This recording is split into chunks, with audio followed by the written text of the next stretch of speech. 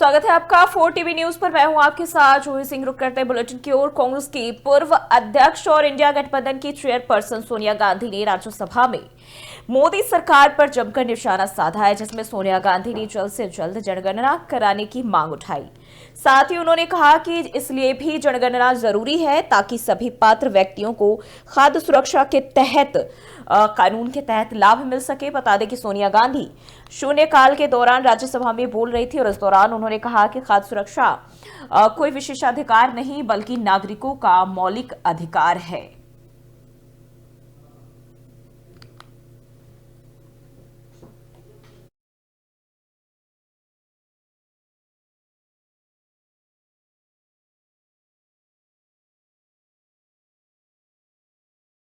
और बढ़ते हैं आगे। माता पिता के साथ मंदिर से दर्शन कर लौट रहे युवक को बिना नंबर की क्रेटा कार ने जोरदार टक्कर मार दी। शांतिनगर का मामला बताया जा रहा है, जहां हमले में युवक गंभीर रूप से घायल हो गया। वहीं माता पिता बाल बाल बचे। और एटा से ये जानकारी बताया जा रहा है कि अपने पैसे का तकादा करना युवक को भारी पड़ गया और इसको लेकर घायल युवक ने गंभीर आरोप लगाते हुए बताया कि उसके परिवार को साजिशन गाड़ी से कुचलने का प्रयास किया गया है। वहीं आरोपी युवक का मौके से गाड़ी भगा ले जाने का वीडियो भी सामने आया है।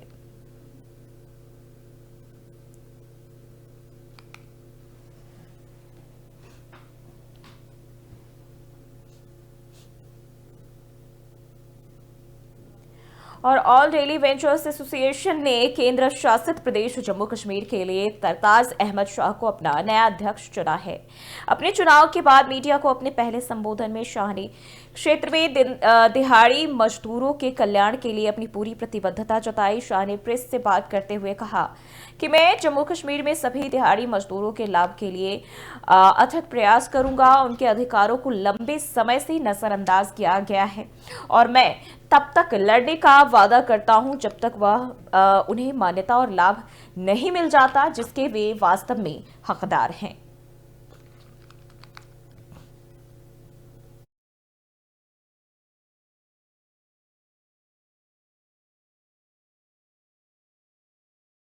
नोएडा से खबर सामने आ रही, जहां फैक्ट्री मामले में बड़ी कार्रवाई की गई। नोएडा पुलिस ने फैक्ट्री के मालिक पर किया था मामला दर्ज। दिनेश गोयल सहित 8 लोगों के खिलाफ मामला दर्ज किया गया था। वहीं जांच में पुलिस ने 12 से ज्यादा खाते फिर से फ्रीज कर दिए हैं। तो ये जानकारी आपको बताते चले, नोएडा में फैक्ट्री मामले में बड़ी कार्रवाई पुलिस की ओर से की गई है और निजी बैंक में 60 लाख कैश भी सीज किए गए हैं। 11 करोड़ 11 लाख रुपए फ्रीज किए गए हैं। तो ये जानकारी आपको बताते चले, साइबर पुलिस फैक्ट्री के मामले में तय तक जानकारी जुटाने में जुटी हुई है। और 31 आपको बताते चले कि पहले 31 टीचर्स के बयान दर्ज किए गए। इसके साथ ही 250 अभिभावक भी अपने बयान दर्ज करा चुके हैं। तो फैक्ट्री मामले में यह बड़ी कार्रवाई बताया जा रहा है। पहले ही 31 टीचर और 250 अभिभावक अपना बयान दर्ज करा चुके हैं और साइबर पुलिस फैक्ट्री के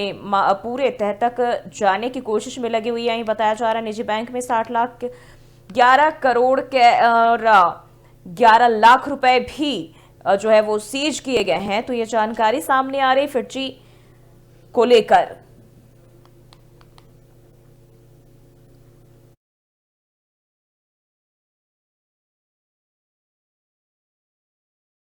और प्रधानमंत्री नरेंद्र मोदी के वार्षिक परीक्षा पे चर्चा कार्यक्रम की स्क्रीनिंग के मद्देनजर आज मुख्य शिक्षा अधिकारी पुलवामा द्वारा एक मेगा कार्यक्रम का आयोजन किया गया। कार्यक्रम को विद्यार्थियों, शिक्षकों, अभिभावकों ने पूरे उत्साह और उमंग के साथ देखा। कार्यक्रम में जिले के सभी विद्यालयों में आयोजित कार्यक्रम को किया गया, जहां प्रधानाध्यापकों, प्रधानाचार्यों के साथ छात्र छात्राओं और स्टाफ ने इस कार्यक्रम को देखा और खूब सराहा।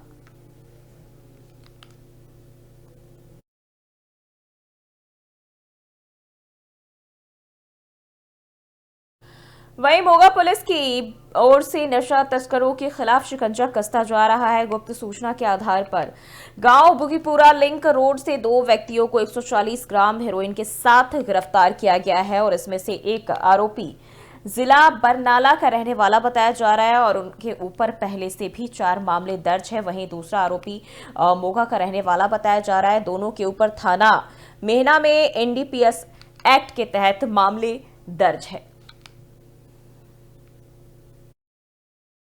जो कि डीजीपी पंजाब साहब ने ड्रग समगलर के खिलाफ चलाई मुहिम के तहत एसएसपी साहब श्री अजय गांधी IPS साहब के दिशा निर्देशों हेठ SPD बालकृष्ण सिंगला साहब की निगरानी हेठ मोगा पुलिस वालों बहुत ही वधिया कामयाबी हासिल की जो CA स्टाफ वालों 140 ग्राम हीरोइन नाल एक व्यक्ति को काबू किया।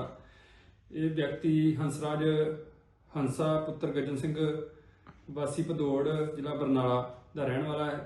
इस ते पहला भी 4 मुकदमे हैं। जो ढंगाई जो इस तो अगे पुछगिछ की गई तो उस इसने दसिया कि ये अगे प्रीतम रामदास उर्फ गग्गू नूं अगे सप्लाई करन आया सी ते उस प्रीतम दास गग्गू नूं नॉमिनेट करके उसनूं भी अरेस्ट किया गया ते अगे इस मुकदमे विच बड़ी ढंगाई ते फॉरवर्ड और बैकवर्ड लिंक वाचे जा रहे हैं। तो जो भी इस फॉरवर्ड और बैकवर्ड लिंक विच और 26 फरवरी को महाशिवरात्रि का उत्सव होने वाला है और इसकी तैयारियों को लेकर डीसी पोच विकास कुंडले आज शुखोरी मंदिर पहुंचकर जायजा लिया और सभी संबंधित विभागों और प्रबंधन समिति के साथ बैठक। इस दौरान उन्होंने सभी को विशेष निर्देश भी जारी किए ताकि त्योहार शांतिपूर्वक और अच्छी तरह से मनाया जा सके।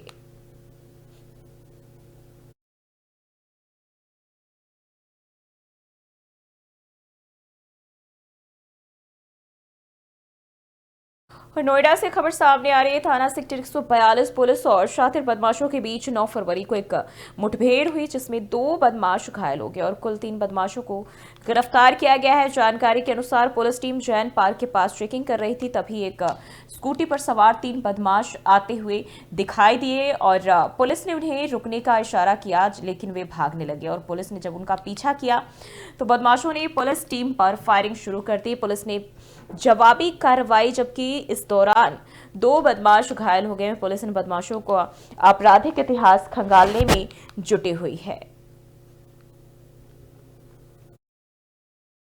थाना सेक्टर 142 की पुलिस टीम के द्वारा जब जैन चौराहे के पास चेकिंग की जा रही थी तो उन्हें एक स्कूटी तेज गति में आती हुई दिखी जिसमें 3 लोग सवार थे। जब पुलिस कर्मियों ने उसको रोकने का प्रयास किया तो स्कूटी कर्मी रुके नहीं, परंतु दूसरी दिशा में गाड़ी तेजी से भगाने लगे। जब पुलिस ने उनका पीछा किया तो खुद को घिरता देख उन्होंने पुलिस की तरफ जान से मारने की नीयत से फायर किया। पुलिस वाले बार बार बचे। जब जवाबी फायर में पुलिस ने फायर किया तो उनमें से 2 व्यक्तियों के पैर में गोली लगी और तीसरा वहां से फरार हो गया, जो बाद में कॉम्बिंग के दौरान हिरासत में लिया गया। तुरंत ही उनको पास वाले अस्पताल में उपचार के लिए भेजा गया।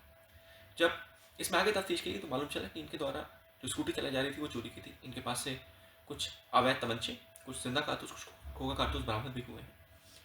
इनके पास से जब आगे तफ्तीश की गई तो मालूम चला कि इनके द्वारा कुछ समय पहले सेक्टर 142 में ही चोरी की घटना को भी अंजाम दिया गया था। इनके ऊपर आपराधिक इतिहास 2021 से मौजूद है।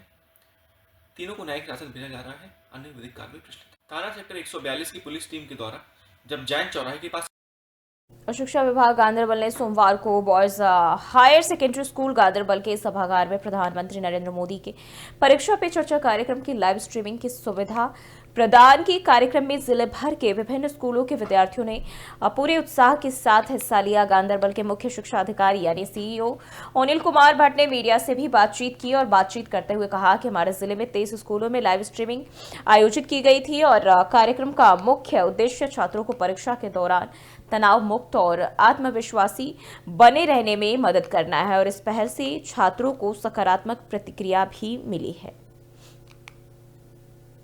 As we all are gathered here to celebrate the 8th edition of Pariksha Pe Charcha, which was hosted by our Narendra Modi PM, and its aim is to relieve the stress among the students, among the exam holders.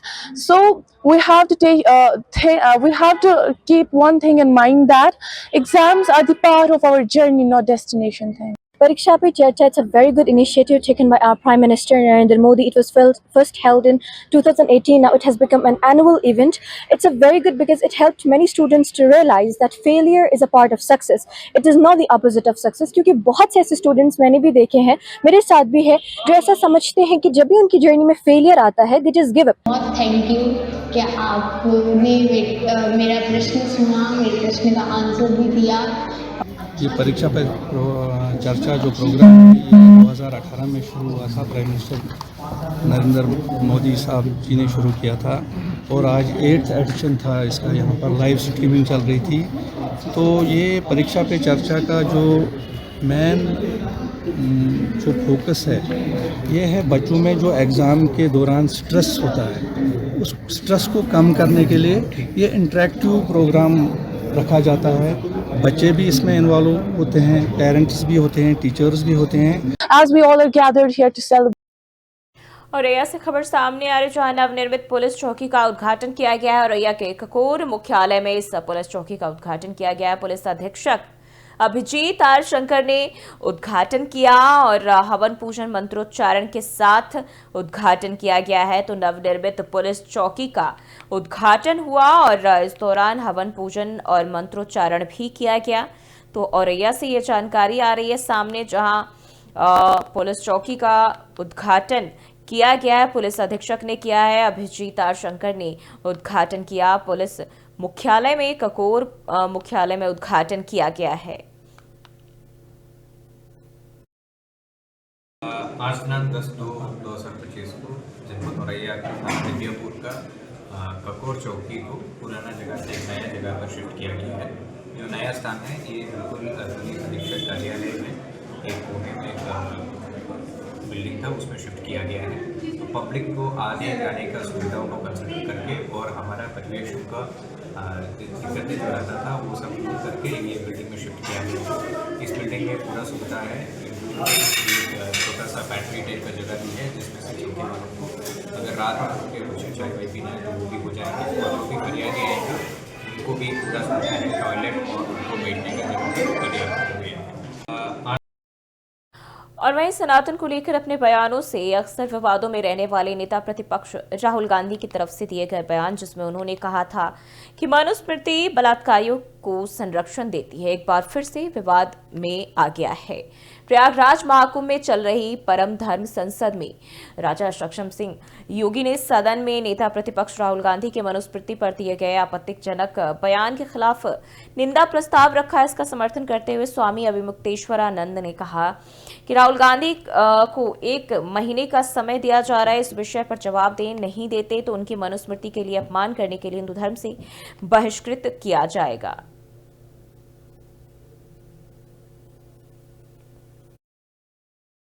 उनको कांग्रेसी कहते हैं वो तो अलग बात है, वो तो अपनी राजनीति के कारण कहते हैं। लेकिन जो लोग अपने को हिंदू कहते हैं, जब राहुल गांधी नेता प्रतिपक्ष संसद में खड़ा होकर के मनुस्मृति को बारे में अपशब्द कह रहा था, उस समय इनको क्यों चोट नहीं लगी?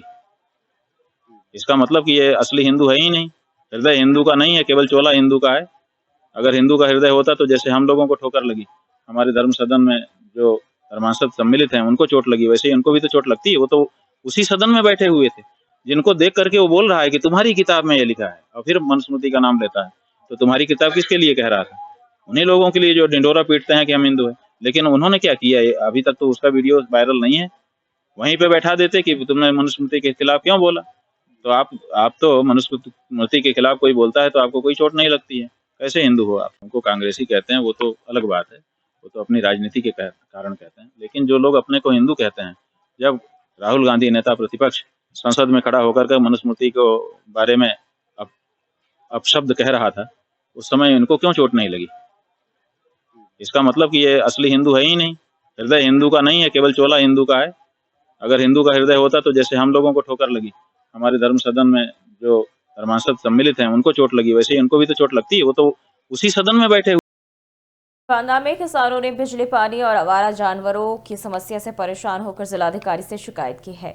2 दर्जन किसानों ने कलेक्ट्रेट परिसर पहुंचकर अपनी ग्राम पंचायत की समस्या के बारे में ज्ञापन के जरिए जिलाधिकारी को अवगत कराया और पूरा मामला बांदा के बबेरू तहसील क्षेत्र के ग्राम पंचायत पलहरी के रहने वाले किसानों का बताया जा रहा है, जहां आज किसानों ने अपनी समस्या से आक्रोशित होकर जिलाधिकारी बांदा से 3 महीने से हो रही अघोषित विद्युत कटौती और पानी की समस्या और आवारा जानवरों से निजात न मिलने के कारण परेशान हैं। और किसानों ने बताया कि विद्युत विभाग की घोर लापरवाही सामने आई है।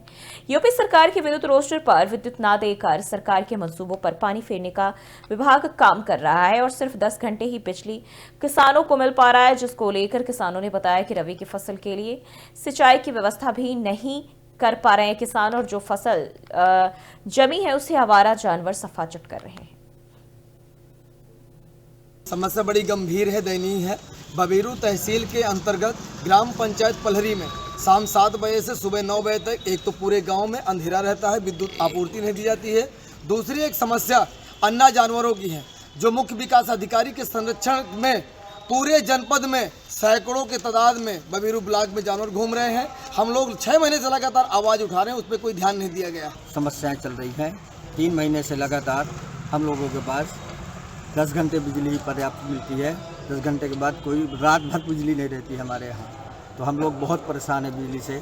अन्ना जानवर 100-125 घूम रहा है, उसमें से इतना परेशान है, कम से कम दर्जनों गांव परेशान है। हम लोग अकेले नहीं, दर्जनों गांव परेशान है।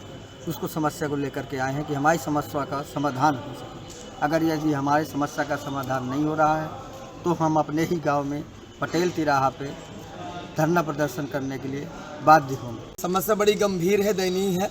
बबीरू तहसील के अंतर्गत ग्राम पंचायत पलहरी में शाम 7 बजे से सुबह 9 बजे तक एक तो पूरे गांव में अंधेरा रहता है।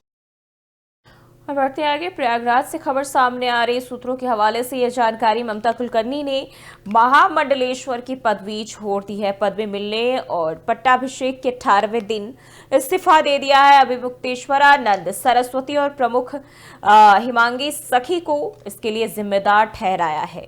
लगातार हो रही आलोचना से आहत होकर इस्तीफा दिया है, ऐसा उन्होंने आरोप लगाया है। उन्होंने कहा कि वीडियो संदेश भेजकर कि गलत आलोचनाएं की जा रही थी मेरी, और इसी से तंग आकर जो है ये पदवी से इस्तीफा दिया है, और अपना वीडियो संदेश भी उन्होंने जारी किया है। महामंडलेश्वर की पदवी के लिए 2 लाख रुपए मांगने का भी ममता कुलकर्णी ने आरोप लगाया है। आपको बताते चले, उन्होंने कहा है कि किन्नर अखाड़े में पैसे लेकर महामंडलेश्वर बनाए जाते हैं, तो अब पदवी से इस्तीफा देने के बाद ममता कुलकर्णी ने ये बड़े आरोप लगाए हैं।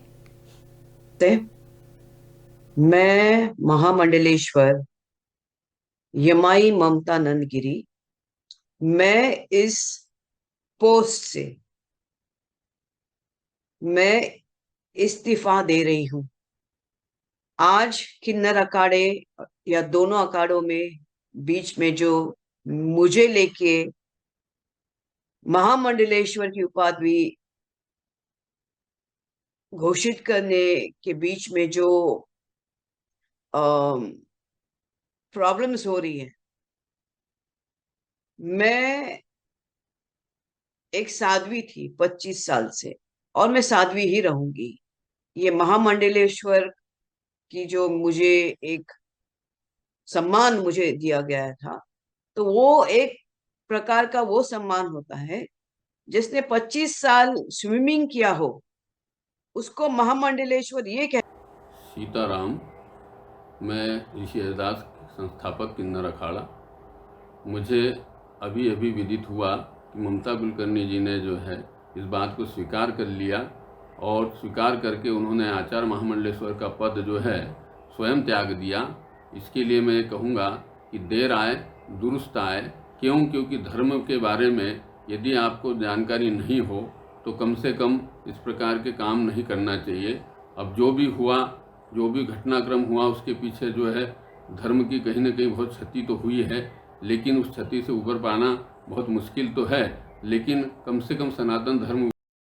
बढ़ते आगे, लखीमपुर खीरी से खबर सामने आ रही है, जहां कार में भीषण आग लगे। शहर के बीचों बीच स्टेट बैंक के सामने खड़ी कार धू धू कर जल उठी। वहीं मौके पर अफरा तफरी का माहौल हो गया और घटनास्थल पर पुलिस की टीम पहुंची। सूचना मिलने पर और कार में आग लगने का कारण जो है अभी तक पता नहीं चल पाया है। तो लखीमपुर खीरी से ये खबर सामने आ रही है, जहां बीचों बीच सड़क पर कार में आग लगी है। हालांकि इसके कारणों का पता नहीं चल पाया है, और सूचना पाकर जो है पुलिस की टीम वहां पहुंची और मामले की जांच में जुट गई।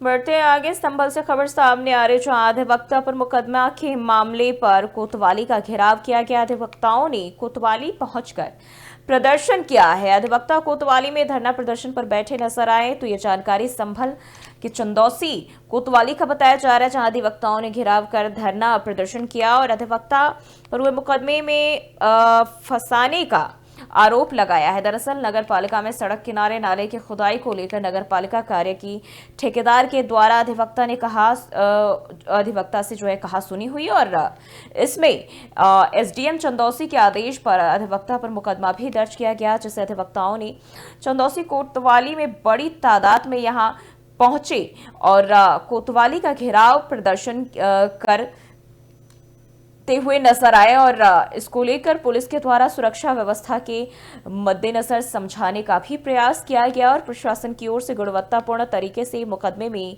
जांच करने का आश्वासन भी दिया गया है।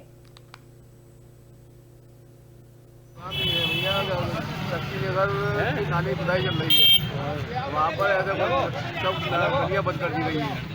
कुछ गलियाँ बंद करने पर समाज के हित में अधिवक्ता ने उसका विरोध किया कि ऐसी गली पार्टने जितना नाला बना उतनी गली करिए और रास्ता निकलने के लिए पट्टियाँ वगैरह डालें। उसके लिए उन लोगों ने नशे में ठेकेदार ने वगैरह गाली वकीलों ने कहा कि आप ऐसा काम क्यों कर रहे हैं, बदतमीजी क्यों जा रहे हैं। फिर हमें बुलाया गया एडीएम द्वारा, वार्तालाप हुई, वार्तालाप फैसला हो गया। फैसले के बाद इन लोगों ने 2 घंटे बाद हमारे अधिवक्ता के खिलाफ जो गलत तरीके से फेडरल टच कर रबड़ टच करवा दिया और एक काम करना उसके ऊपर हम लोग बैठे फिर वो रबड़ दायर कैंसिल किया, हमारी रबड़ कायम किया। जिन लोगों ने हमारे साथ बदतमीजी की थी, ठेकेदार वगैरह ने जेई वगैरह ने बदतमीजी की और जो जिस तरह की घटना दिखाते हैं उस घटना के में हमारे अधिवक्ता बाहर रूम के अंदर थे, वो मौके पर थे ही नहीं जिस समय घटना दर्ज कराते हैं। वहाँ हर बच्चे कुछ जाने वाले को आने वाले को सबको परेशानी होगी। ये धरना कब तक चलेगा आपका? जब तक हमारे ये कार्रवाई पूर्ण नहीं होगी, जब तक हमारा धरना प्रदर्शन जारी रहेगा। भैया शक्ति नगर की नाली खुदाई चल रही है, वहाँ पर ऐसे सब गलियाँ बंद। और बढ़ते आगे मैनपुरी से खबर सामने आ रही है, जहां करहल पहुंचे सपा के राष्ट्रीय महासचिव शिवपाल सिंह यादव। मिल्कीपुर में शासन प्रशासन ने डाले वोट, जनता को वोट नहीं डालने दिया गया, ऐसा शिवपाल सिंह यादव ने कहा है। उन्होंने कहा कि जनता को वोट डालने दिया जाता तो सपा की जीत होती। तो मिल्कीपुर में हुए उपचुनाव को लेकर उन्होंने बयान दिया है और करहल पहुंचे, जहां अपने कार्यक्रम के दौरान उन्होंने मिल्कीपुर में हुए उपचुनाव को लेकर अपना बयान दिया और उन्होंने कहा कि मिल्कीपुर में शासन प्रशासन ने वोट डाले हैं, जनता को वोट नहीं डालने दिया गया। अगर जनता वोट करती तो समाजवादी पार्टी की जीत होती। चल रही है तो एक वर्ग के लोग ही गाने को गाँव के लोग गाते हैं। मेरा माइक के इतनी आवाज़, बुलंद आवाज़ में गाना। अच्छा मंत्री जी, इस तरीके से कुंभ में जो लोग मरे हैं अभी तक सरकार उनको पूर्ण आंकड़े नहीं पेश कर पाई है, क्या कहेंगे? देखिए कोई व्यवस्था ही नहीं कोई, बिल्कुल व्यवस्था ध्वस्त है, देख ही रहे, लोग ही देख रहे हैं। अच्छा मिल्कीपुर उपचुनाव को लेकर क्या कहना चाहते हैं? समाजवादी पार्टी बहुत ही अच्छी तरीके से लड़ी, फिर एक तरफ शासन प्रशासन ने वहाँ शासन प्रशासन ने वोट डाला, जनता ने नहीं डाला। अगर जनता वोट डाल लेती तो समाजवादी पार्टी। इस अवसर पर आए हो, संदेश क्या देना चाहते हैं आप प्रदेश की जनता को? मंत्री जी, समाजवादी पार्टी के मुखिया अखिलेश यादव। और वहीं चंदौली में एक बार फिर तेज रफ्तार का कहर देखने को मिला है। अनियंत्रित कार पीछे से ट्रक में भिड़ी, 5 श्रद्धालु गंभीर रूप से इस दौरान घायल हुए। सूचना पाकर मौके पर पहुंची पुलिस सभी घायलों को इलाज के लिए जिला अस्पताल में भर्ती कराया। तो यहां चंदौली में एक बार फिर तेज रफ्तार का कहर देखने को मिला है, जहां 5 श्रद्धालु इस हादसे में घायल हुए हैं। सभी घायलों को इलाज के लिए जिला अस्पताल में भर्ती कराया गया, लेकिन गंभीर हालत देखते हुए डॉक्टरों ने घायलों को ट्रॉमा सेंटर रेफर कर दिया गया है। बताया जा रहा है प्रयागराज महाकुंभ स्नान के लिए श्रद्धालु जा रहे थे। सैयद राजा थाना क्षेत्र के NH2 के पास यह हादसा हुआ है, जहां 5 श्रद्धालु वो घायल हुए हैं।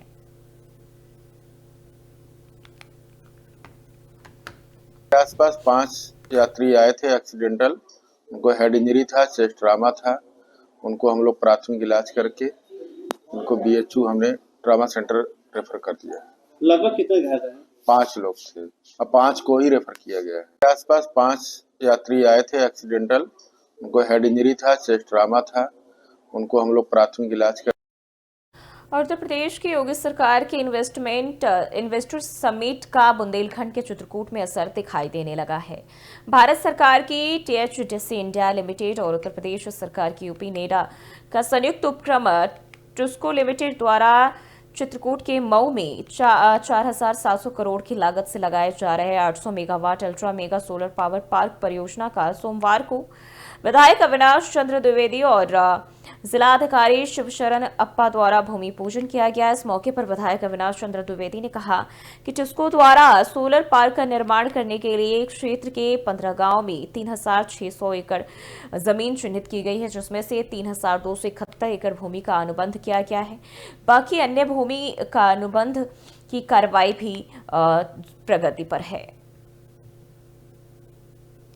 पाठा क्षेत्र पूरी तरह से आकर्षक भूमि में ये लग रहा है। यह परियोजना मील का पत्थर साबित होगी पाठा क्षेत्र के विकास में। डबल इंजन की सरकार द्वारा इस परियोजना को 2021 में स्वीकृत किया गया। 2023 दिसंबर 2023 में इसका वर्चुअल शिलान्यास प्रधानमंत्री नरेंद्र मोदी जी ने वाराणसी में किया था। प्रदेश सरकार और टुस्को के द्वारा, इसमें भारत सरकार का भी कुछ पैसा लगा हुआ है, उसके द्वारा ये कंपनी चल रही है 800 मेगावाट की। इसमें कटैया गाहुर, कटैया डाड़ी, मनका, छतैनी, खरगवार, छतैनी माफी, छरेरा, कोटवा माफी, चचोखर, बरगढ़, गोया कला, गोया खुर्द, कितने गाँवों में ये चलाई जा रही है। इसमें किसानों को जो ज़मीन बेकार थी, किसी काम की नहीं थी, सरकार ने उसको लिया है। उसको लेने के बाद सरकार इसमें 800 मेगावाट सोलर पावर पार्क का निर्माण जो है टुस्को लिमिटेड के द्वारा किया जा रहा है। टुस्को लिमिटेड एक ज्वाइंट वेंचर कंपनी है जो भारत सरकार की THDC इंडिया लिमिटेड और उत्तर प्रदेश की यूपी नेडा का संयुक्त उपक्रम के द्वारा प्रगति पर है इसका काम। इस परियोजना का उद्घाटन माननीय प्रधानमंत्री नरेंद्र मोदी जी ने दिसंबर 2023 में पहले ही कर दिया था। आज हम लोग इसका भूमि पूजन किए हैं, जिसमें हम सभी गणमान्य लोगों को बुलाए हुए थे और हमने अभी तक टोटल इस परियोजना को बनाने के लिए 3600 एकड़ ज़मीन हमारा टारगेट था, लक्ष्य चिन्हित किया गया था, जिसमें से हमने आज ये टुस्को द्वारा यहाँ पे एक सोलर पावर प्लांट, ये 800 मेगावाट का सोलर पावर प्लांट का यहाँ पे भूमि पूजन हुआ है, जिसमें लगभग 4700 करोड़ का इन्वेस्टमेंट होगा यहाँ पे और उसके साथ यहाँ पे लगभग 3600 एकड़ का ज़मीन को हम लोगों ने एक्वायर करके इन लोगों को दिया। खबर गाजीपुर से सामने आ रही, जहां यूपी के कैबिनेट मंत्री ओम प्रकाश राजभर का बयान सामने आया। उन्होंने कहा कि दिल्ली चुनाव में बीजेपी की जीत पर उन्होंने मिल्कीपुर उपचुनाव को लेकर सपा के आरोपों पर भी पलटवार किया और कहा कि करहल और सिसामऊ की सीट समाजवादी पार्टी कैसे जीते, लोकसभा चुनाव में 37 सीटें सपा कैसे जीती और इन दोनों सवालों का जवाब उन्हें भी देना चाहिए जब वो सवाल उठा रहे हैं। तो ये ओम प्रकाश राजभर ने ये अपना बयान दिया है। गाजीपुर से ये खबर, यूपी के कैबिनेट मंत्री ओम प्रकाश राजभर ने सवाल उठाए हैं। उन्होंने कहा मोदी जी के विकास योजनाओं, कल्याणकारी नीति पर जनता को विश्वास है और यही वजह है कि उन्हें जीत मिली है। और ऐसे में उत्तर प्रदेश में अगर हम बात करें तो समाजवादी पार्टी की जीती सीटों को लेकर उन्होंने सवाल उठाए, कहा 37 सीटें कैसे जीती और साथ ही साथ उन्होंने कहा कि करहल और सीसामऊ सीट की बात करें तो सपा कैसे जीती, इसका पहले जवाब दे। आज प्रदीप जी के पेट्रोल पंप का उद्घाटन आपने आमंत्रित किया, उसमें हम लोग उपस्थित हैं। मंत्री जी, देखा जाए तो मिल्कीपुर उपचुनाव को आप जीत चुके हैं आप लोग, लेकिन सपा के लोग आरोप लगा रहे हैं कि हम चुनाव हारे नहीं, मुझे हराया गया है, सरकारी मशीनरी का दुरुपयोग किया गया है। देखिए, हारने के बाद व्यक्ति कुछ भी कह सकता है, वोट जनता देती है, जनता मालिक है, चुनाव के समय वही भगवान होती है। और पिछले 9 विधानसभा उपचुनाव हुए, उसमें 2 सीटों पर करहल और सीसामऊ समाजवादी पार्टी ने जीता, 7 हम लोग जीते। तो उन 2 सीटों पर समाजवादी पार्टी कैसे जीती थी, सवाल पहले नंबर 1। नंबर 2 सवाल, लोकसभा के चुनाव में 37 सीटें जब चुनाव लोकसभा का हो रहा था तो समाजवादी पार्टी किस आधार पे जीती थी, ये भी बताने का काम करें वो लोग कि भाई हम लोगों ने धांधली करके आज और फिलहाल के इस बुलेटिन में बस इतना ही। देश और दुनिया की तमाम बड़ी खबरों के लिए बने रही 4TV न्यूज़ के साथ।